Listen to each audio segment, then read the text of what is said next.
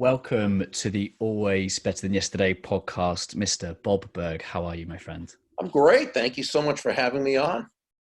As I was just saying offline, a personal thank you to you for co-writing this amazing book called The Go-Giver Leader.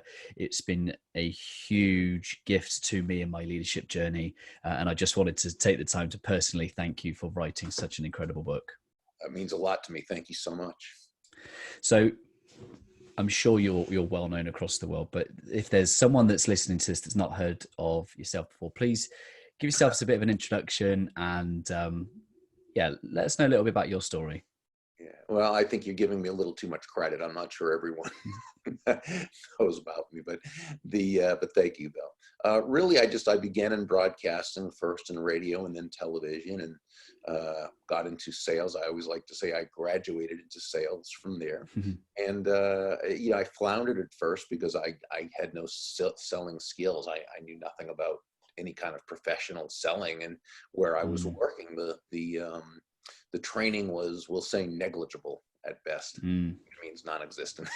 And so again, I floundered for a while until I was in a bookstore, and this is almost 40 years ago now. I came across a couple of books. One was by Tom Hopkins, one was by Zig Ziglar, and it surprised me that, especially Tom Hopkins' title, How to Master the Art of Selling. I said, what? An art to selling? It's not just knock on a lot of doors, making a lot of calls, talk about your product, blah, blah, blah, blah, blah, and hope they sign, right? And so it gave me a lot of hope, just knowing that there was an art to it. And I remember studying Mr. Hopkins and Mr. Ziglar's books, and a world opened up to me that I didn't even know was there. And within a few weeks, my sales began to go through the roof.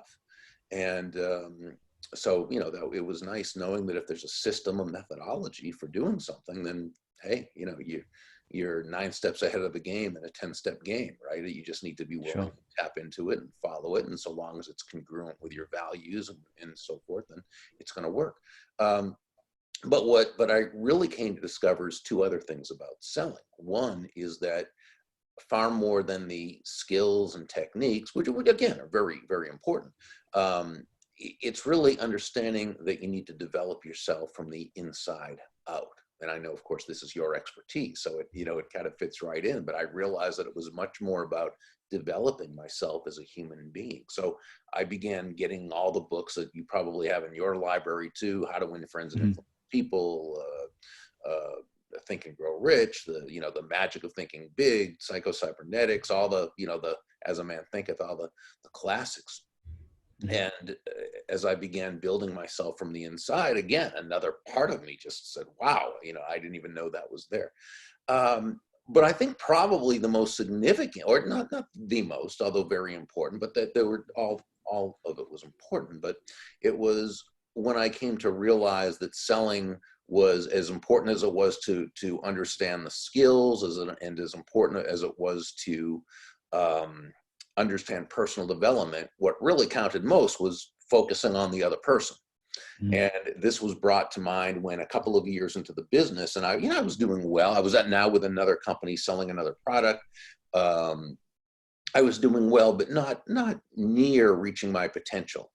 And I remember coming back to the office one day, and I was disgusted at myself because a sale did not happen. And it was really on my end, because it was perfect for this person and I didn't do my job correctly. And one of the older guys there at the company, and he wasn't even in sales, he was in another department, but he was one of these guys that always, he didn't say much, but whenever he said anything, it was always profound, one of those people that you come across. And he said, "Burg, can I give you some advice?" And I said, "Yeah, absolutely. Please do. I could use it." And he said, "If you want to make a lot of money in selling, in sales," he said, "don't have making money as your target. Your target is serving others. Now, when you hit the target," he said, "you'll get a reward, and that reward will come in the form of money. And you can do with that money whatever you choose. But never forget," he said, "the money is simply the reward for hitting the target. It isn't the target itself. Your target is serving others." And that's when it kind of, and by the way, Tom Hopkins and Zig Ziglar taught that as well. I just didn't get it. I didn't pick it up at the time. But, once he said that, that was an epiphany, because that, it was, wow, selling, good salesmanship is not about the salesperson. It's not even about the product or the service, as important as that is. It's not about that. What it's about is how it's going to touch the lives of those you're dealing with, of those you're wanting to serve, of those whose lives you're wanting to touch in a positive way. And it's the same with leadership, right? Great leadership is never about the leader. It's about those the leader is wanting to touch, those the leader is wanting to serve, those they're wanting to give leadership to and help become better leaders and accomplish their goals and so forth. So that, Yeah, I love that. And I think a big part of being a go-giver, whether it be a leader or a seller, is about others. But in doing so, I think the inner work means that we need to be confident enough in ourselves to be able to put our own stuff to one side so that we can focus on other people. And I think you liken this around the emotional intelligence and things like that. If someone's listening to this and they want to become more of a giver, where do they start? Well, I think if someone already wants to, then they're already in a great position, because they want to. They know it's something that's going to be of help. And, it's the person who doesn't understand why what they're doing maybe isn't getting them quite the results they want, but they don't know why that is. And when someone says, well, if you can shift your focus, if you can move from a focus on yourself and instead put it on bringing value to others, you're actually going to be far more successful. And they don't get that, because that's not how they were taught, or that's not how some of the business heroes they've seen have operated or seem to have operated. And they say, oh no, I'm not going to do it. Well, that's an issue, right? They're not going to change. But the person who says, yeah, this sounds like something that's more in alignment with how, because here's the thing. I'm going to say 99.999% of the people who are in sales or leadership, they want to bring immense value to the world. As human beings, all but the biggest narcissist, right, wants to make a difference. They want to bring value to the world. I personally haven't met a salesperson who didn't totally believe in his or her product. Okay.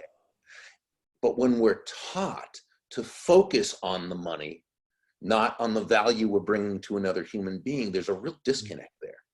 And it makes it difficult, actually, for most people to sell that way, because it's not them. And so, so what I'm going to say is understand that not only when you shift your focus from getting to giving, and when we say this, we simply mean constantly and consistently providing immense value to others. And my co-author, John David Mann, and I are always explaining that's what we mean. Okay, it's understanding that not only is that a more pleasant way of conducting business, sure, for the other person, but also for you, it's also the most financially profitable way as well. Not for some way out, woo-woo kind of reasons, but when you think about it, it's very practical. It's very logical. Why? Because, and I often say this when I'm speaking at a conference, and I say it in a joking way, not a dogmatic fashion, but I'll say nobody's going to buy from you because you have a quota to meet. And we all laugh because we know, right? No one's going to buy from us because we need the money, because we have a quota to meet, because we want to impress our boss. They're going to buy from us because they believe that they'll be better off by doing so than by not doing so. And that's fine.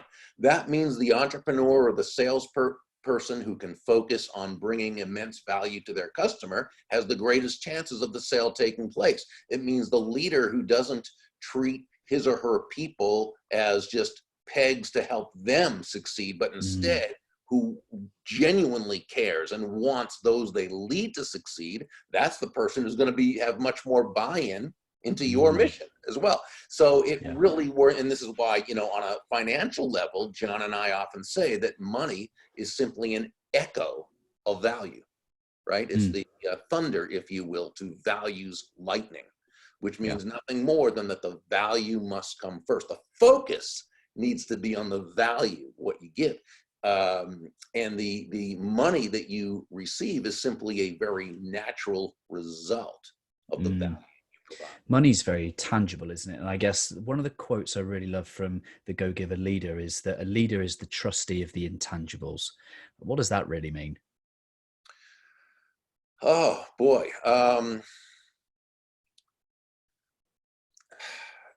Gosh, it's one of those things. It's almost hard to explain more than what it is. You know what I'm saying? That leader is the person who, has to take the responsibility of Sure. making sure things are going, that making sure that there's buy-in, making sure that people are happy and feel good about themselves and have a sense of purpose and a sense of Mm, autonomy and a sense of meaning. Okay. mm, We know it starts with leadership.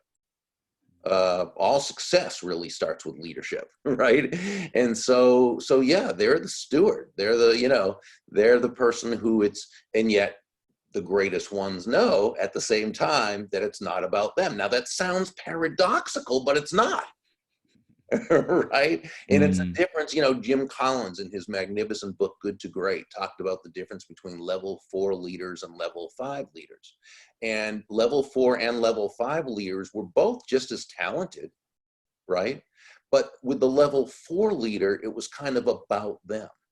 mm, They were much quicker to take the credit. mm, They didn't build leaders necessarily around them. They were the deal, as we say in the book, right? The opposite mm, of lead is deal, when you think you're mm, the deal, right? mm, And mm, the level 5 leader operates with much more of a sense of humility, much more of a, you know, I'm here to serve you and make you better and help you get what you want. And in turn, that, mm. helps all of us. The level 5 leader is much quicker to give away the credit and accept the responsibility. So, Mhm. I think that's really what we're talking about in that quote. Yeah. We were talking off air at the start that my leadership background started within a hierarchical structure in policing, and yeah, the concept of being a go-giver leader is not requirement of rank and position, and it's more a character and a trait and an action. What are some of the character traits and actions of a go-giver leader? Well, I mean, I think the first one is that you know where you want to go and you know where Mm, you want to lead the team. And it's having that vision. And we've all heard that. And I think that's pretty known. But the big thing is holding the vision, right? mm, Because it's very mm, easy to have a vision. It's much more difficult to hold it when things around you are not going as you mm, desire them to go, which happens much more often than we would like. So that's mm. certainly something that leader who can hold the vision, because remember, they're all looking at you. If you're panicking, they're panicking. You're right. And what do Mm. they say that they're going to imitate? You know, half of the good things you do and 100% of the negative things you do. Wow. Yep. I think another sign of a go-giver leader is they build their people. That is Hmm. their goal. Their Hmm. goal is to build their people. Um, and I think that, and I'm not even just saying other leaders, which is, of course, absolutely, but I mean everyone throughout their organization. That's where, Herb Kelleher of Southwest, and, Mm, that we always use that as an example. Southwest, there's a good reason we use that as an example. They were a great example, for other than their first 2 years in business, I think they were profitable every single year and then continue mhm, to be, even mhm, after he's gone, because of the culture they started. And it was a culture that said, no, the stockholder is not first. mhm, Even the customer actually is not first. Our employees are first. We're going to build our people. We're mm, focusing on our people. We're going to love our people. Colleen Barrett, who started as his assistant, who then became president, she wrote a book called Lead with Love. And it's a wonderful book. And there's nothing touchy-feely about it. mhm, Okay. mhm, Love is not necessarily touchy-feely. Um, mhm, though kindness certainly has a lot to do with it. But what Herb said was, no, take care of your people. They'll take care of the customers. And mm, of course, the customers are going to take care of the stockholders. And mm, so that's, you build your people. I think the leader has to be willing to do the work. They need to mhm, either have done that particular thing or have enough experience that they have gravitas. That they Mm-hmm. come in and people say, yeah, that's a person who's been there, who's done that, who's who's willing to get down there and do that. So that's very important. I think also what a leader really does is the effective ones, they stand for something. And in the Go Giver leader, Aunt Elle, who was the main mentor, she said to Ben, what you have to offer, you give least of all through what you say. Though, what you say is important, certainly, but it's just that it's the least important. More important, of course, is what you do, but even more important than that is who you are. And that's where character comes into play. Character, and Aunt Elle explains it because she's a wordsmith, which my co-author is a wonderful wordsmith. So that was a real fun part, for him. But she talks about character comes from an old Greek word meaning scrape or scratch. It came to mean an engraved marking and eventually a defining quality. Now, if one were to wax poetic, one could say that character is what happens when life etches or scratches itself onto your soul. But I'm not particularly poetic, right? So I just like a defining quality, or perhaps more accurately, the sum total of all one's qualities is their defining quality or character. It's interesting. People of high character, leaders of high character, which we've all known, it's not that they don't make mistakes, because they're human. Of course they make mistakes. It's not that they don't course correct. They absolutely course correct. And it's not that they're not flexible in terms of strategy.Ure they are. We all need to be. No, they're flexible on strategy. However, when it comes to those values-based decisions, they are immovable, immutable, and unchangeable. And that's why we trust them. Even if we don't necessarily agree with every decision, we trust them because we know when it comes to character, there's no one, more that who we can depend on. So I think that's really a big part of being a leader. It's having that character. And then, we would say another part is what we call giving leadership, which is both a noun and a verb, because it's giving leadership, sort of like servant leadership. It's giving leadership. Your focus is on the value you're giving, but it's also a verb. It's giving leadership to others. It's putting them out there. It's equipping them and then allowing them to fly and allowing them to shine and allowing them to have the spotlight and allowing them to make mistakes and allowing them to succeed. And I think when we can do that, again, we have a good thing going in terms of earning the trust and commitment of those we lead.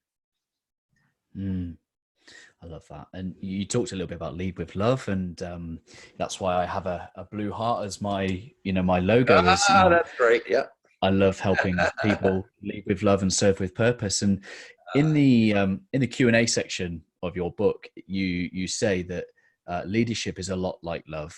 If you hoard it to yourself, it withers and dies. But if you give it away, it multiplies exponentially.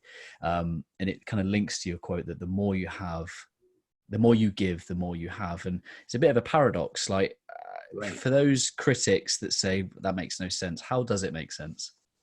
Well, yeah, I mean, it's sort of, we've all heard the example of the candle, right? You light a candle and you light someone else's candle. It doesn't take away from your candle. It just gives someone else light. And you can do that 1,000,000 times or 100,000,000 times, and it doesn't matter. Well, it's the same. It's the same with giving. You give help, you give knowledge, you give intelligence, you give information, you give love, you give, doesn't take anything away from us. Just, in fact, it gives us more of it because people return it to us. So. I am one for quotes. They really stick with me. And one of the concepts that really stuck out was this idea that you can't push a rope. Right. You can't push a rope. And that just sparked something in me visually that just really resonated. What does that phrase mean? You can't push a rope. Yeah. And I guess literally you kind of could, but it just wouldn't be very effective. Right? I mean, it would take quite a while to get it to where you want to go. Sure. But then you turn around and you pull it, and it moves as fast as you move. Mm. And it's the same with others. See, when we talk about influence, we can look at it on a very basic level and then a bit deeper. So let's just say on the most basic level, we can define influence as simply the ability to move a person or persons to a desired action, usually within the context of a specific goal. That's its definition. But that's not its essence. That's not its substance. The essence of influence is pull, right? As opposed to push. Again, let's go back to that rope you brought up. Try to push that rope. Again, you can, we always say you can't push a rope. You can, but boy, is it difficult to get to where you want to go, get that rope to where you want it to go by pushing it, right? Which is why great influencers don't push. Great leaders don't push. You never hear people say, wow, that David or that Jennifer, she is so influential. She has a lot of push with people. No, she has a lot of pull with people. That's why she's influential. Influence is pull. It's an attraction, right? Great influencers attract people first to themselves and then to their ideas. They do this through pull. Now, how do you do that pull? And this is just what we've really been talking about. You pull just as Dale Carnegie, if we go back to How to Win Friends and Influence People, what he said, one of what I believe is the underlying premise of his entire book is where he said, ultimately, people do things for their reasons, not our reasons, right? So the great leader, the great influencer, they constantly ask themselves questions to make sure that they are heading in the right direction. So for example, they're going to ask themselves, how does what I'm asking this person to do, how does it align with their goals? How does it align with their needs, their wants, their desires? How does what I'm asking this other person to do, how does what I want this person to do, how does it align with their values? What problems am I helping them to solve? How am I making their life better, happier, more rewarding? This is pull. And when we ask ourselves these questions thoughtfully, intelligently, genuinely, authentically, not as a way to manipulate another human being into doing our will, but as a way of building everyone in the process. Now we've gone so much further in earning their commitment rather than trying to depend on some type of compliance. Compliance is push. Okay. You might get an immediate, because they have to do, but boy, is it difficult to sustain that because they're going to either sabotage you or do just exactly what they have to and no more. And maybe, take things literally instead of really, so no, that's why if I love what one of my great friends, the leadership authority, Dondi Scumaci, what she says about this, she says, compliance will never take you where commitment can go. Yeah, I love that. That's powerful. I've recently started networking in my local community, connecting with business leaders, and I've always felt this sense of what's the purpose of networking, and people have been pitching and getting real used to their kind of phrases and slogans, and I've always felt a little bit uncomfortable with that. And I was asked, why do you come to networking? It was simply for me, it was about making friends and connections. And then I listened to this audible version of your Go Givers, Sell More, and to hear the words, the best pitch is to have no pitch, was like, I was like, this makes sense. It absolutely makes sense. But why is having no pitch the best pitch? Well, when you think of it, what is a pitch? Well, now, by the way, I know that in the UK, of course, and in most of the world other than the US, a pitch is the playing field, okay, right, of a football stadium or what have you. In the US, a pitch in sports would be in baseball. And the idea of a pitch is to strike the batter out, okay? So you're doing it to that. Yet when you pitch, you're doing something to someone, not for someone. Okay. So we say the same thing in sales because we always have people over here saying, well, I'm going to pitch this client. I'm going to pitch this thing. I'm going to pitch this product or service. to me, to us, we should pitch, and it's like, yeah, it's not something you're doing. You're doing that for yourself, not for them. We say instead, how about a serve, such as in a friendly game of tennis, right? A serve, you serve back and forth. Now, of course, literally, a serve in tennis, you're trying to get it past the person too. But in this case, we're saying it's a friendly game of tennis, and we're just going to kind of go back and forth, serve, hit. And so it's just so you think about it in the networking environment, right? And Ivan Meisner, the founder of BNI, Business Networking International, and we spoke on a stage together recently, and he said just the funniest thing.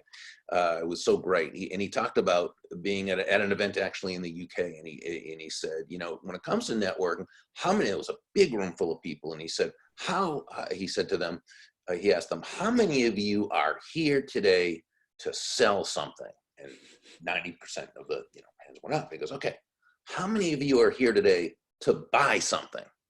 And no. So if you're there to pitch your products or service, you're really pitching to a bunch of people who aren't interested. That's not why they're there. Okay. Yeah. Instead of pitching, just serve. Instead of pitching, find out how you can help that person, not through your products or services. Just find out by getting to know them. Find out knowing who they are. I have what I call feel-good questions, which are nothing more than rapport-building questions, which make a person just feel very comfortable with you. It's asking a person how they got started in their business, which is something most people love to answer, how they got started. They're never asked that question, but they'd love to answer that question. How did you get started as a, what have you? How did you get your start in the so-and-so profession? A great follow-up question to that is, what do you enjoy most about what you do, right? Again, it's a feel-good question. But my favorite question to ask, what I call the one key question, is, David or Mary, tell me, how can I know if someone I'm speaking with is a good potential client for you? So you're serving, you're not pitching. But what you're doing is really establishing a great connection with this new person. So that's really, when it comes to networking, that, to me, or someone like Ivan, and of course, Ivan's most famous phrase is giver's gain, and which I think is brilliant. 2 words that says it all. To the degree your focus is on giving value to others, that's the degree to which you gain. I love that. My ethos is all about helping people be better than yesterday. I'm just curious to know what that phrase, always better than yesterday, means to you. Oh, well, that means you're continually trying to improve yourself. Fortunately, there's so many great courses out there and things we can, look at and learn. The book that to me helped me to do that the most and really got me started on that process is a book called The Autobiography by Benjamin Franklin. And it was a brilliant book for all the wisdom he shared. But one chapter in particular was where he shared how to improve yourself by working on 13 traits. And you choose one trait and you would focus on that, just laser focus on that trait, that first trait, for a week. Okay. And I mean, you just really, everything was about improving yourself in that regard. Now, the next week, you go into trait number 2 and you do the same thing. The next week, trait number 3. After 13 weeks, you started over again with the first trait. Now, 13 times 4 are 52 weeks in a year. So you had a chance to go through the entire course 4 times. Well, I did that exactly as Ben taught. The difference it made in my life was absolutely immense. And since that time, I've been hooked on trying to improve myself and trying to make, myself a little bit better tomorrow than I am today, a little bit better today than I was yesterday. I love that. Which of the Go Giver series was your favorite to write, co-author? Oh, the last one, the Go Giver Influencer, because that's really, to me, it's just such an important, I mean, I feel they're all like children, but the Go Giver Influencer is, and I think that's John's favorite too, actually. Why? Because it is something that I think the world can kind of really use right now, is being able to influence, being able to move people to our ideas while helping them feel genuinely good about themselves, about the situation, and about you.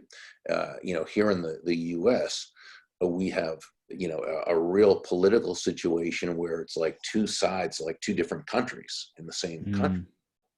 And it used to be that the two basic parties, and I'm not talking just about the politicians, I'm talking about everyone, all the citizenry. It used to be, kind of, I'm right, you're wrong, which isn't the best situation anyway, but it was always dealable because it was doable because people at least engaged with each other. Now, as far as both sides are concerned, it's like, I'm right, you're evil. And the problem with that is that when you feel someone else is wrong, you'll engage with them because they're just wrong. Their intent is good, but they're wrong. And so but when you feel someone's evil, you won't engage other than to insult, and that's not engagement. That's not, and so, and that's really where it's, kind of gotten. And so what we really want to do, and we did it through, of course, we taught the lessons in this through a business story, which is, kind of how we do it. But it's something that I think, really needs to take hold if we're going to kind of, as the human race, kind of get back to being to move forward. And as we like to say, nudge the world forward a little bit. We've got to be able to look at each other, not as because we disagree with each other, that it means the other person has evil intent. No, the chances are, other than, again, that there's always a few, but very few, relatively speaking, that want bad things to happen. I mean, most people are pretty decent, and on both sides of the issue, they want, I'm sure the same in your country. They want a good country where people are happy and have peace of mind and are able to pursue happiness, as long as they don't infringe upon the rights of anyone else to do the same, and so forth. It's just two different ways of going about it. And I think that first, if we're going to be happy and content in the same communities, states, countries, provinces, whatever, we've got to be able to look at people, that way. But we're also much more persuasive when we can first see them as good, decent, well-intended people, right? Because then we can engage, and it's only when we can engage that we have the ability to influence. Love that compassion. Thank you for taking the time out of your day to spend it with us, the We Are Always Better Than Yesterday community. How can my community connect with you? How can they find more of your content? And who specifically should look to find out more about you and your books? Well, entrepreneurs and salespeople are typically although we have a lot of people in corporate leadership, we have religious leaders, we have the different, schools, we have different, people. So, and it's not that we need to be all things to all people. We know we're not, but really people who want sales skills and leadership skills and influence skills. And, that's kind of what it is. Anyone who would like to come to the website and look around, they can go to Burg, BURG.com. If they go under books, they can get a free chapter of any of the books to see if they like it first, and they can always click through if they like. If they scroll down a little bit to my blog, I have a series out now, video series. I'm doing 2 of them a week usually, Influence and Success Insights, which is about influence and persuasion. We also have a 2-day workshop that we have in Orlando in April called Endless Referrals the Go-Giver Way. And we hold those in Orlando so that people from overseas and we have a lot of good friends in the UK who can come over. It's one stop. We also hold them in my community as well, but I'm a little south of Orlando, and we always say you can't get there from anywhere. So it's an extra plug. But yeah, so just come to the website and browse around and have fun. I love that. Again, thank you for taking the time out and spending it with us. And I'd be honored if you could leave us with a final thought from your good self. Well, let's go back to Zig Ziglar, who's one of my all-time favorite heroes, right? And Zig's most famous saying, which is typically misquoted, which drives me buggy because it's such a great saying, it should be said correctly. And this saying is, you can have everything in life you want if you will just help enough other people get what they want. And I think that says it all. Let's leave it there. Thank you so much for your time, and thank you to our listeners and viewers.